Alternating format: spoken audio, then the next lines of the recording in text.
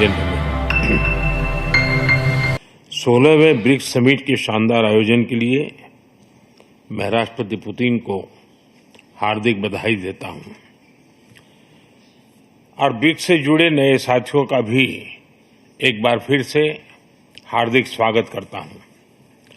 नए स्वरूप में ब्रिक्स विश्व की 40% मानवता और लगभग 30% अर्थव्यवस्था का प्रतिनिधित्व करता है। पिछले लगभग 2 दशकों में ब्रिक्स ने अनेक उपलब्धियां हासिल की हैं। मुझे विश्वास है कि आने वाले समय में यह संगठन वैश्विक चुनौतियों का सामना करने के लिए और अधिक प्रभावी माध्यम बनकर के उभरेगा। फ्रेंड्स, मैं न्यू डेवलपमेंट बैंक के अध्यक्ष हर एक्सेलेंसी दिल्मा रूसेफ का अभिनंदन करता हूं। पिछले 10 वर्षों में यह बैंक ग्लोबल साउथ के देशों के विकास के लिए महत्वपूर्ण विकल्प के रूप में उभर रहा है। भारत के गिफ्ट सिटी के साथ साथ अफ्रीका तथा रूस में रीजनल सेंटर्स के खुलने से इस बैंक की गतिविधियों को बल मिला है और लगभग $35 बिलियन के डेवलपमेंट प्रोजेक्ट्स सैंक्शन किए गए हैं। एनडीबी को डिमांड ड्रिवन सिद्धांत पर काम करते रहना चाहिए और बैंक का विस्तार करते हुए long term financial sustainability, healthy credit rating और मार्केट एक्सेस सुनिश्चित करने पर प्राथमिकता रहनी चाहिए। फ्रेंड्स, नए स्वरूप में ब्रिक्स $30 ट्रिलियन से भी ज्यादा बड़ी इकोनॉमी है। हमारे आर्थिक सहयोग को बढ़ाने में ब्रिक्स बिजनेस काउंसिल और ब्रिक्स विमेन बिजनेस अलायंस की विशेष भूमिका रही है। इस वर्ष ब्रिक्स के अंदर WTO reforms, trade facilitation in agriculture, resilient supply chains, e-commerce और स्पेशल इकोनॉमिक जोन को लेकर जो सहमति बनी है, उससे हमारे आर्थिक सहयोग को बल मिलेगा। इन सब पहलों के बीच हमें स्मॉल और मीडियम स्केल इंडस्ट्री के हितों पर भी फोकस करना चाहिए। मुझे खुशी है कि 2021 में भारत की अध्यक्षता के दौरान प्रस्तावित ब्रिक्स स्टार्टअप फोरम इस वर्ष लॉन्च किया जाएगा।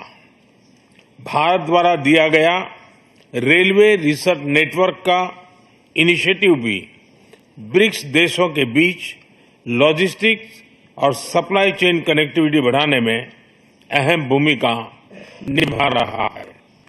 ब्रिक्स देशों में यूनिडो के साथ मिलकर इंडस्ट्री 4.0 के लिए स्किल्ड वर्कफोर्स तैयार करने पर बनी सहमति बहुत ही महत्वपूर्ण है। 2022 में लॉन्च किया गया ब्रिक्स वैक्सीन R&D सेंटर सभी देशों की स्वास्थ्य सुरक्षा बढ़ाने में मदद कर रहा है। हमें डिजिटल हेल्थ में भारत का सफल अनुभव ब्रिक्स पार्टनर्स के साथ साझा करने में खुशी होगी। फ्रेंड्स, क्लाइमेट चेंज हमारी साझी प्राथमिकता का विषय रहा है।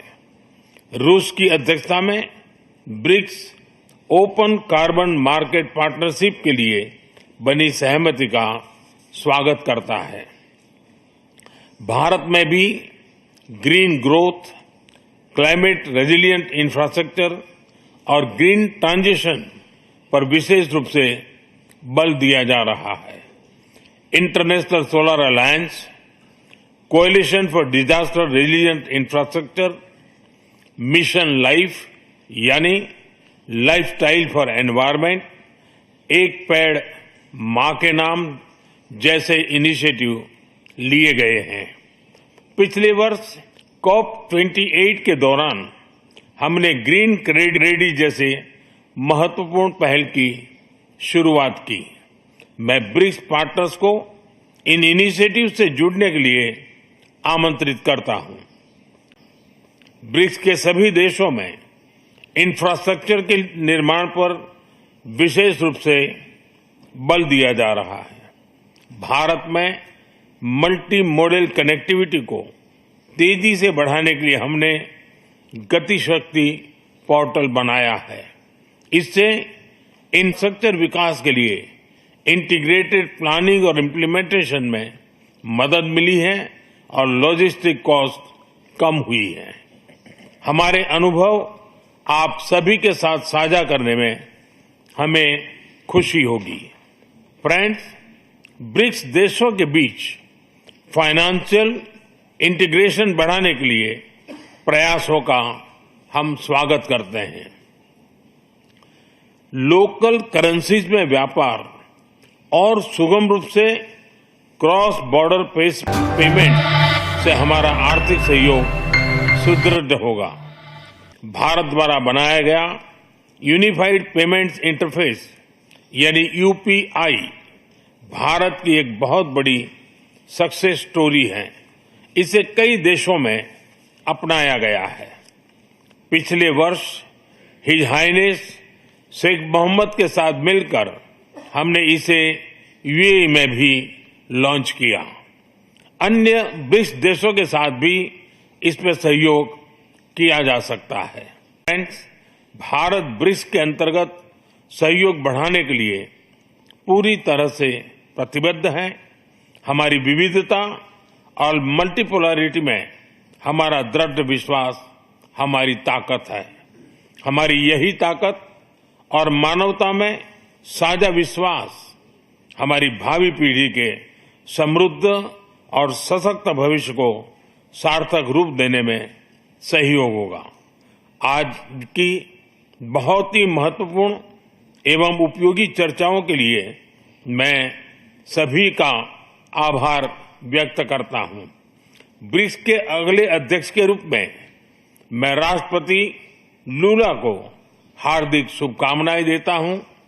भारत आपकी ब्रिक्स अध्यक्षता की सफलता के लिए अपना पूरा सहयोग देगा।